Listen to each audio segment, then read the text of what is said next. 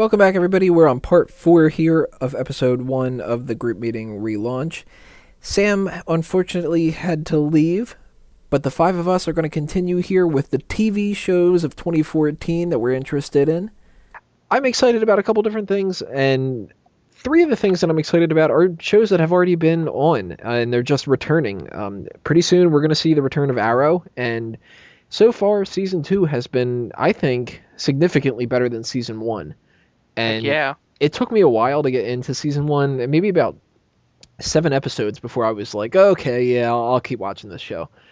But, I mean, what the hell, I was going to watch it anyway, because it's a DC thing.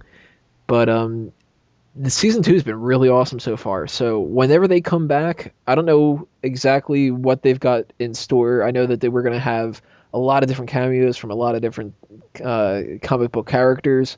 They're supposed to be Metamorpho, they're supposed to be more teases for Ra's al Ghul and Nissa Rotko and all this other kind of stuff. So I'm super pumped for that. Does anybody else watch Arrow? Heck yeah. Boy. Awesome season, hasn't it been? Love it. I'm still on the fence. Really? Yep. I'm not too fond on this new Barry Allen character. Yeah, he was kind of iffy. He's kind of camp looking for my liking. He's no Tommy. I'll give him that. Another show that's going to be returning that this is a guilty pleasure of mine that I hate admitting that I'm super into and really want it to come back as soon as possible. For those who don't know, I run a wrestling website, and that is smarkoutmoment.com, and I do a podcast for that called Smack Talk.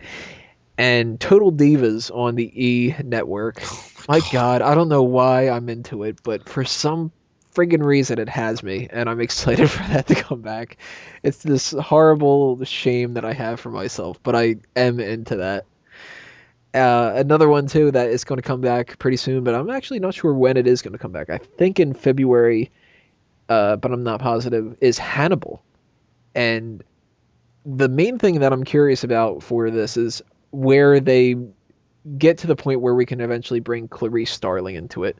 I don't know if they're actually going to do that. I don't know if they're going to do it this season either, but that show has surprised the hell out of me so far, whether it was the storylines that they're doing or just the fact that it's so gory for NBC.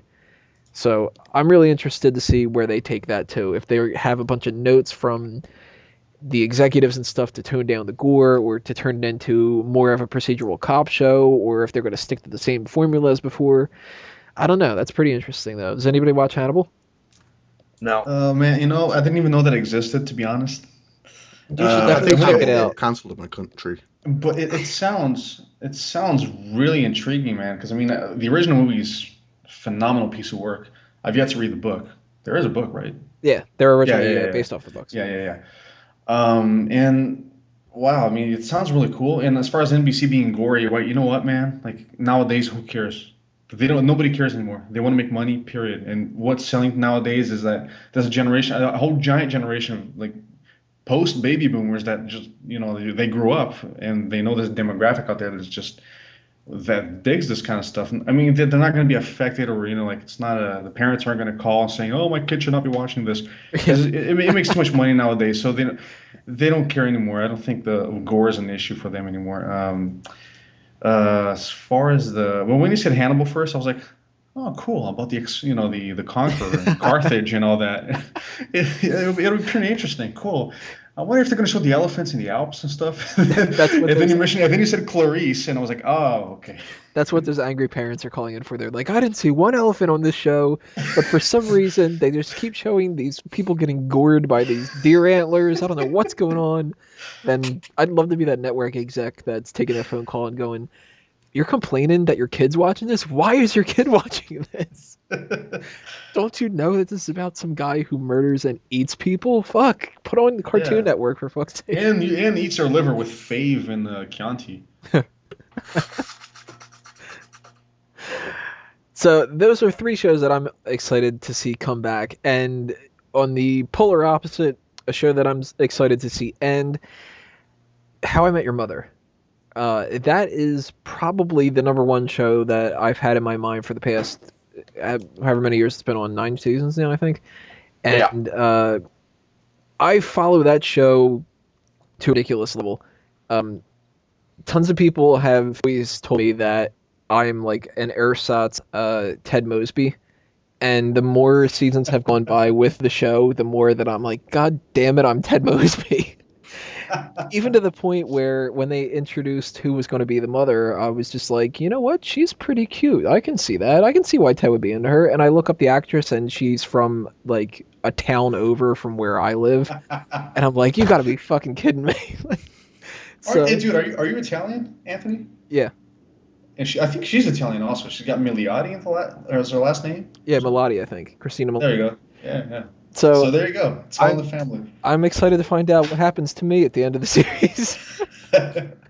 And the part of me that has followed the show from the whole time, I'm somebody who gets really, really into TV shows if I'm a big fan of them, unless it's something like, Ancient Aliens on the History Channel, where I'm not going to be like, oh my god, the show's ending, I'm going to miss David Childress and all that.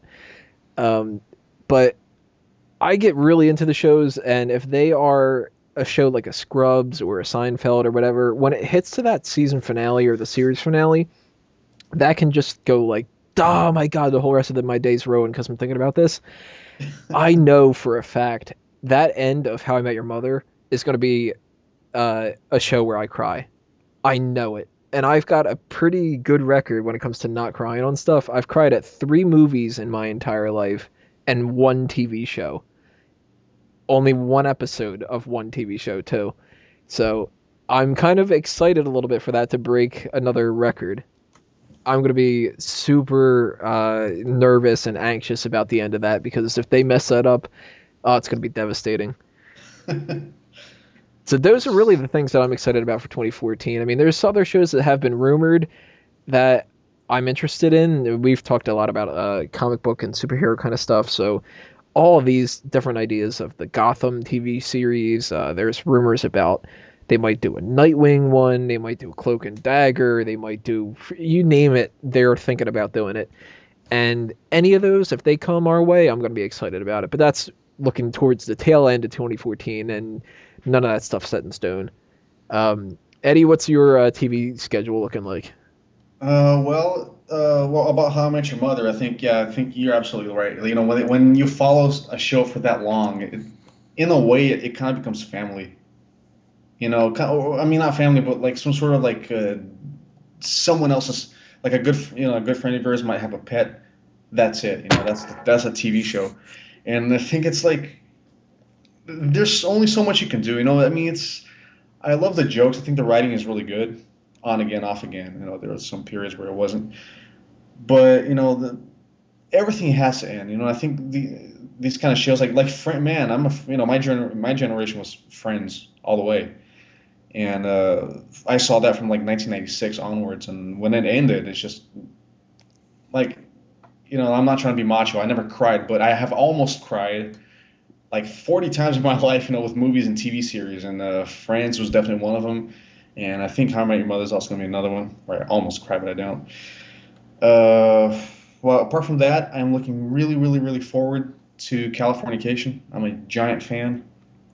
I mean, the last 2 seasons weren't really strong at all. The first 3 are fantastic. The 4th one was also really good. If nobody's ever seen it, I think honestly, either you dig it or you won't. But if you do, you can thank me. Watch it. Sex and rock and roll. Yeah, no, for real, man, for real. You're vicariously living, like the LA kind of excess through the eyes of somebody who's from New York and doesn't want to put up with the bullshit, but is surrounded by it, so it's really funny. But the whole point is that the show is about a family structure, and I think after, if anybody knows the show at all, Becca, she grows up and she leaves home. That's Hank Moody's daughter, played by David Duchovny. After that, it's just there's no more family to really follow, and I think the show's run its course. And season 6 is going to be its final season. I'm really curious to see what's going to happen with that. Charlie Ronco and Hank get gay. I don't doubt it.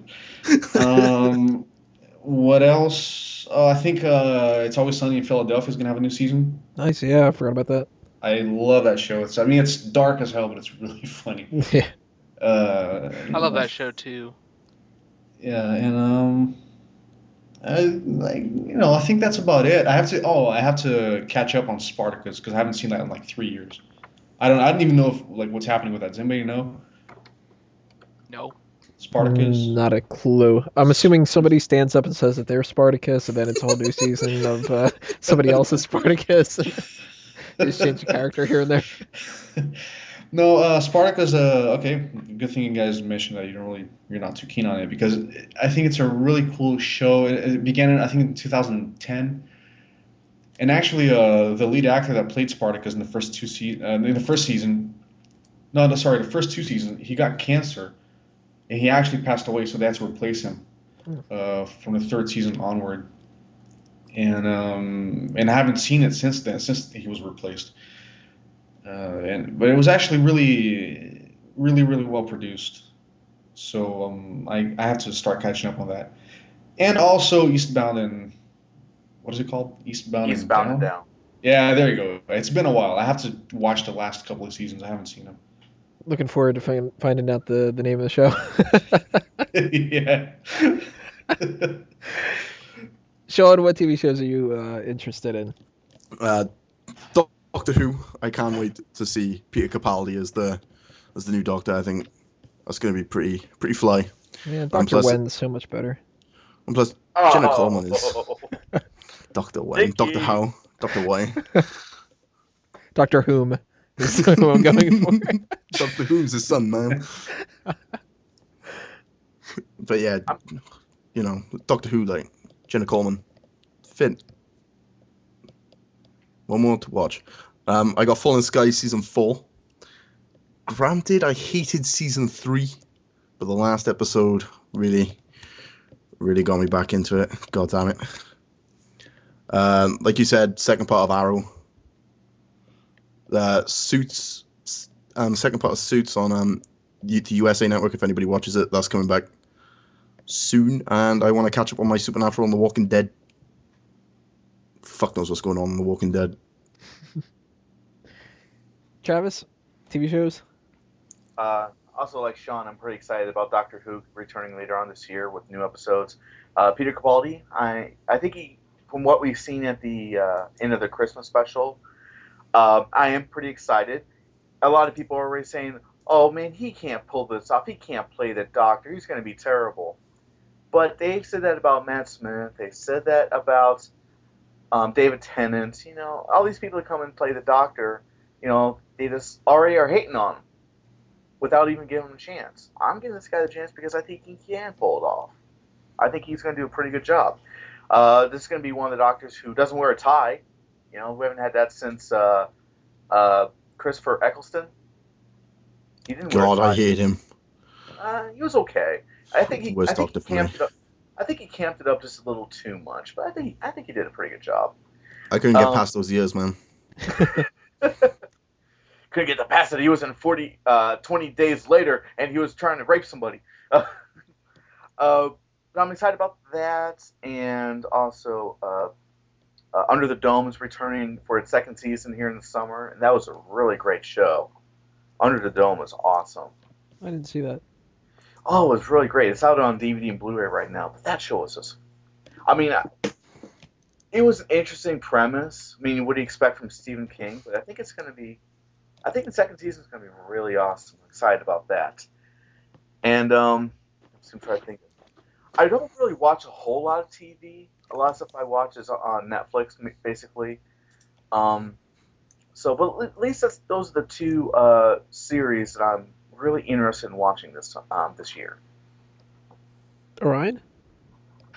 Well, my interests in TV are mostly comic booky, but I don't know if anyone has watched the recent episode of Marvel's Agents of S.H.I.E.L.D., and I don't really want to spoil it for you, but there is a rumor going around because of the end of the episode that the character of Mike Peterson, who we all thought died in the season finale of season 1, and not really season finale, it's a mid-season finale, and this is the only spoiler I'm going to say, but he didn't die.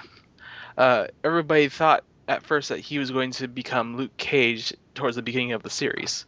Well, of course, he didn't become Luke Cage because he just isn't Luke Cage.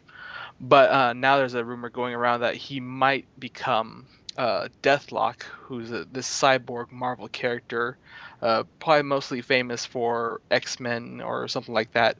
But I know him from Maximum Carnage, the Spider-Man title crossover, because he had a small part to play in that. But also, another thing, I don't know if I can say I'm excited for it because after I dissed Marvel's Ultimate Spider-Man cartoon, but in season 3, it's confirmed that Agent Venom will be making his TV debut in season 3 of Ultimate Spider-Man. So I have that to look forward to and see how they ruin it. The optimism. Oh, they already ruined Venom and Carnage. I have no high hopes for Agent Venom. We're gonna take one more break, and in the next part, we're gonna knock out all of the movies that we're excited about.